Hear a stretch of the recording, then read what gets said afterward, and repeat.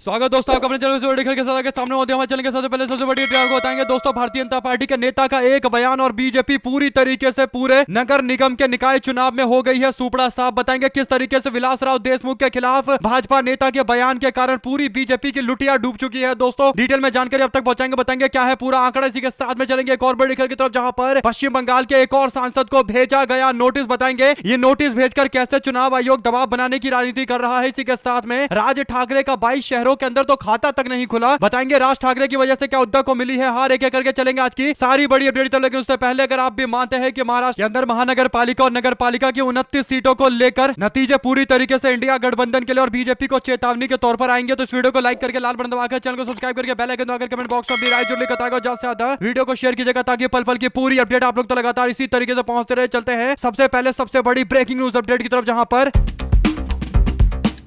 BMC के साथ में टोटल मिलाकर 28 और महानगर पालिकाओं के रिजल्ट आने शुरू हो चुके हैं। दोस्तों नतीजे अलग अलग क्षेत्रों को लेकर अलग अलग तरीके के आ रहे हैं, लेकिन लातूर के अंदर पूरी तरीके से कांग्रेस पार्टी का एक तरफा दबदबा रहा है और बीजेपी नेता के एक बयान के कारण पूरी की पूरी स्थिति भारतीय जनता पार्टी के लिए हो गई है खराब और एक तरफा हवा में उड़ चुके हैं। लातूर नगर निगम के अंदर बीजेपी के प्रदेश अध्यक्ष प्रचार करने के लिए गए थे। रविंद्र चव्हाण विलासराव देशमुख के इलाके में जाकर यानी पूर्व मुख्यमंत्री महाराष्ट्र के नेता और कांग्रेस पार्टी के मुख्यमंत्री और रितेश देशमुख के पिता को लेकर विवादास्पद बयान देते हुए चव्हाण ने कहा था कि बीजेपी कार्यकर्ताओं के उत्साह से लातूर के अंदर विलासराव देशमुख की सारी यादें मिट जाएंगी, जिस पर कांग्रेस पार्टी और देशमुख परिवार ने बीजेपी पर निशाना साधते हुए कहा कि लातूर का मतलब विलासराव देशमुख होता है, विलासराव देशमुख का मतलब लातूर होता है और इसीलिए लातूर कभी भी अपने नेता विलासराव देशमुख को नहीं भूलेगा और यह पूरा का पूरा चुनाव विलासराव देशमुख की लीगेसी यानी उनके लोगों के प्रति किए गए काम और भारतीय जनता पार्टी के बीच में मुकाबला बन गया दोस्तों। और बीजेपी के नेता के बयान को एकदम उल्टा बीजेपी के खिलाफ माना गया और उसके बाद अब जब नतीजे घोषित हुए हैं तो पता चल चुका है कि बीजेपी वाले अब 4 जन्म तक इस बात को नहीं बोलेंगे कि विलासराव देशमुख के क्षेत्र के अंदर यानी लातूर के अंदर विलासराव देशमुख की यादें पूरी तरीके से खत्म हो गई है। इस पूरे मामले को लेकर अब रितेश देशमुख ने जो भावुक बयान दिया था उसका जबरदस्त तरीके का असर हुआ दोस्तों। और बीजेपी के नेता ने पहले तो माफी मांगा था, लेकिन माफी कुछ ज्यादा देर के बाद आई और जनता ने बीजेपी को सबक सिखाने का प्लान बना ही लिया। और इसके बाद जो नतीजे आए हैं वो पूरी तरीके से लातूर के अंदर इस बात को स्थापित करते हैं कि विलासराव देशमुख का इलाका है लातूर और हमेशा रहेगा, कोई इसे बदल नहीं सकता। उनकी यादें हमेशा यहाँ पर बनी रहेगी और इसीलिए जो चुनाव के नतीजे बाद में सामने आते हैं उसके अनुसार टोटल 51 वार्ड के रिजल्ट में से 39 सीटों पर कांग्रेस पार्टी जीत गई, जबकि बीजेपी को यहाँ पर मात्र 12 सीटें मिली। यानी एक तरफा यहाँ पर तुर्क जनता ने स्थापित कर दिया कि भारतीय जनता पार्टी का नेता जो बयान दे रहा था कि विलासराव देशमुख की यादें खत्म हो गई है, भारतीय जनता पार्टी की स्थिति खराब कर दी गई है, जिसके कारण बीजेपी के नेता की याददाश्त भी खत्म हो गई होगी। जो आकर यहाँ पर दावा कर रहे थे कि विलासराव देशमुख की यादें खत्म हो गई है, अब उनकी याददाश्त ही गायब हो गई होगी। आप लोग इस पूरे मामले पर 2 शब्द जरूर लेकर बताएगा। ज्यादा से ज्यादा वीडियो को शेयर कीजिएगा ताकि पल पल की पूरी अपडेट आप लोग तो लगातार इसी तरीके से पहुंचते रहे। चलते हैं एक और बड़ी खबर की तरफ, जहां पर बीएमसी के चुनाव के बीच में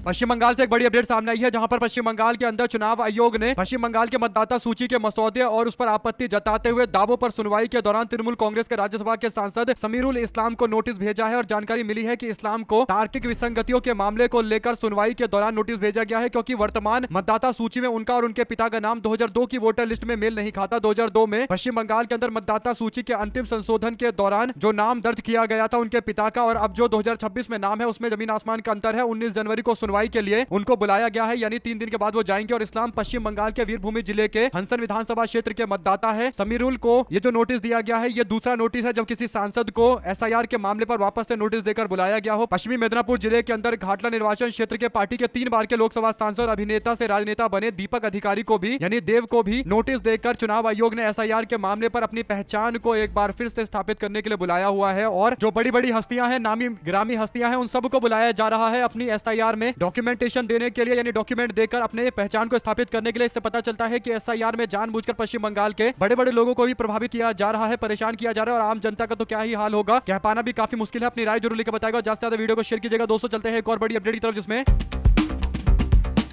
मुंबई की सियासत पर भारतीय जनता पार्टी का कब्जा होता हुआ दिखाई दे रहा है, खासकर बीएमसी में ऐसा बोला जा सकता है। लेकिन भारतीय जनता पार्टी अकेले बहुमत का आंकड़ा नहीं प्राप्त कर पा रही है और ये भी बीजेपी के लिए एक चैलेंज होगा आने वाले दिनों के अंदर दोस्तों। लेकिन जो कुछ बड़ी अपडेट बीएमसी चुनाव को लेकर आई है, पहला ये कि भारतीय जनता पार्टी के पास खुद का मेजोरिटी का नंबर यानी बहुमत का आंकड़ा नहीं है, जबकि बीजेपी 100+ सीटें जीती थी और शिंदे को भी केवल 25-26 सीटें मिल रही है। ऐसे में जो सबसे बड़ी बात है वो ये कि इस बार उद्धव ठाकरे की यहाँ वापसी हो रही है बीएमसी के चुनाव में और 60+ सीटें उद्धव ठाकरे की पार्टी को मिल रहा है, जबकि कांग्रेस पार्टी ने कुछ छोटे छोटे मोटे सहयोगियों के साथ में चुनाव लड़ा था, इसीलिए पार्टी को इस बार केवल 15 के आसपास सीटें मिल रही है, जो काफी कम है। और कांग्रेस पार्टी के लिए एक बार फिर से अपने संगठन के विस्तार और तमाम तरीके के अलग बड़े फैसले लेने का टाइम आ चुका है दोस्तों। और ऐसे में भारतीय जनता पार्टी के पास खुद का नंबर नहीं है। ये बीएमसी चुनाव के अंदर बीजेपी के लिए एक तगड़ा झटका कहा जा सकता है। और दूसरी ओर राज ठाकरे, जिन पर भरोसा करके उद्धव ठाकरे ने चुनावी मैदान में उतरने का फैसला लिया और मराठी वर्सेस नॉन मराठी का मुद्दा भी बना, लेकिन बाद में जब रिजल्ट आया है तो बीएमसी के चुनाव और तमाम अन्य महानगर पालिका के चुनाव के अंदर उद्धव ठाकरे अच्छी स्थिति में है, लेकिन राज ठाकरे का कहीं अता पता नहीं है। ज्यादातर सीटों पर राज ठाकरे चुनाव हार गए हैं। महानगर पालिका क्षेत्र में कुल 2869 सीटों पर चुनाव हुए थे और जो रुझान आए हैं उसमें से एकनाथ शिंदे को 282 वार्ड पर जीत मिला है, जबकि उद्धव ठाकरे की पार्टी शिवसेना यूबीटी को महज 109 वार्ड पर बढ़त मिला है। अजित पवार को 113 पर और शरद पवार को 24 सीटों पर। महाराष्ट्र नगर निगम की बात करें तो कांग्रेस पार्टी 222 सीटों पर आगे चल रही है, तो राज ठाकरे को मात्र 12 सीटों पर आगे चलने का मौका मिल रहा है। यानी राज ठाकरे का कुछ अता पता नहीं है, उनकी पार्टी बुरी तरीके से चुनाव हार रही है। और यही बड़ा कारण है कि इंडिया गठबंधन बीएमसी में सरकार नहीं बना पाएगी, क्योंकि उद्धव ठाकरे अच्छा परफॉर्म कर रहे हैं। 60+ सीटें उनकी आ रही है। अगर 30-40 सीटें अगर राज ठाकरे भी लेकर आ जाते तो आराम से सरकार बन जाती, लेकिन अभी ऐसा नजर नहीं आ रहा। केवल राज ठाकरे नैरेटिव बनाने का काम अच्छा करते हैं, लेकिन उनकी पार्टी की उस तरीके की क्षमता नहीं है जो लोग उम्मीद कर रहे थे। और ये एक बड़ा कारण है कि बीएमसी के चुनाव में बीजेपी फिर से जीत गई। आप लोग इस पर क्या राय देना चाहते हैं, लिखकर जरूर बताएगा। ज्यादा से ज्यादा वीडियो को शेयर कीजिएगा। चलते हैं एक और बड़ी अपडेट की तरफ, जिसमें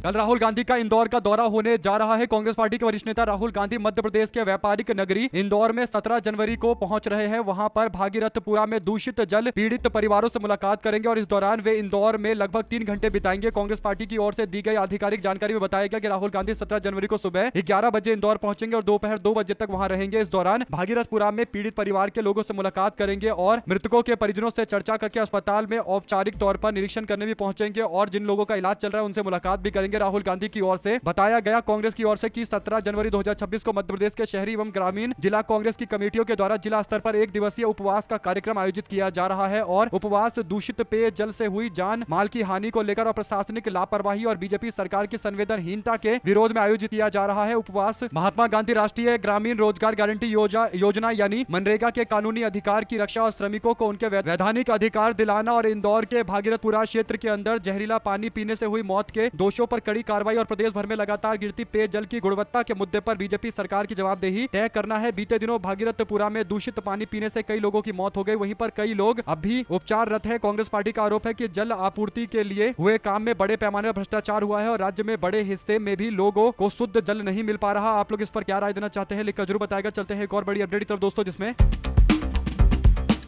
छत्तीसगढ़ के अंदर धान खरीद में जबरदस्त घोटाला हुआ। 31 अधिकारी और कर्मचारी निलंबित किए गए। 14 राइस मिल को सील कर दिया गया है। छत्तीसगढ़ के अलग अलग जिलों के अंदर न्यूनतम समर्थन मूल्य यानी एमएसपी पर की जा रही धान की खरीद के दौरान कथित तौर पर अनियमितता बरतने के आरोप में 31 अधिकारियों और कर्मचारियों को निलंबित किया गया है। अधिकारियों को शुक्रवार को यह जानकारी दे दी गई है। अधिकारियों ने बताया कि राज्य में इस मामले में 1 कर्मचारी को बर्खास्त किया गया है और 3 अन्य को ड्यूटी से हटा दिया गया है। मुंगेली के अंदर कस्टम मिलिंग में गड़बड़ी पाई गई है, यानी जमकर पीडीएस के नाम पर जो चावल निकाला जा रहा था और जो एमएसपी दिया जाता है उसमें बीच में जमकर झोल किया जा रहा था। राज्य में खरीफ के वर्ष 2025-26 के तहत 15 नवंबर को एमएसपी पर धान की खरीद शुरू की गई, जो 31 जनवरी तक जारी रहेगी। लेकिन बताया गया है कि फर्जी धान खरीदी के मामले को लेकर निलंबित किया गया है। उनके खिलाफ प्राथमिकी दर्ज की गई है। कबीरधाम जिले के अंदर धान उपार्जन केंद्र के कुकदूर समिति प्रबंधक अनिल वाजपेयी के खिलाफ भौतिक सत्यापन में कमी पाए जाने के कारण निलंबन के साथ साथ मामला दर्ज करने की कार्रवाई की गई है। बिलासपुर में 920 बोरी की कमी के बाद यह कार्रवाई की गई। आप लोग की क्या राय है दोस्तों, लिखकर जरूर बताएगा और ज्यादा से ज्यादा वीडियो को शेयर कीजिएगा। इसी के साथ में बीएमसी के चुनाव के रिजल्ट को किस तरीके से देखते हैं। क्या बीएमसी का चुनाव अब ये बता रहा है कि मराठी समाज की राजनीति करने वाली मराठी पार्टी एमएनएस पार्टी का कुछ हिसाब किताब नहीं बचा है और पूरी तरीके से मराठी राजनीति खत्म हो गई है महाराष्ट्र के अंदर, या फिर आपको लगता है कि ये केवल बोलने वाली बातें हैं। कुछ दिनों के बाद दोनों भाइयों के साथ आने के बाद इसका अच्छा खासा असर देखने को मिलेगा, क्योंकि अभी तो बीएमसी के चुनाव में जो रिजल्ट आए हैं एमएनएस पार्टी काफी कमजोर नजर आई है। हमारे साथ लगातार जुड़े रहने के लिए दोस्तों, भाइयों, बहनों, मित्रों का बहुत बहुत धन्यवाद। देख रहे थे आपका अपना चैनल। जय हिंद, जय भारत। ज्यादा से ज्यादा वीडियो को शेयर कीजिएगा।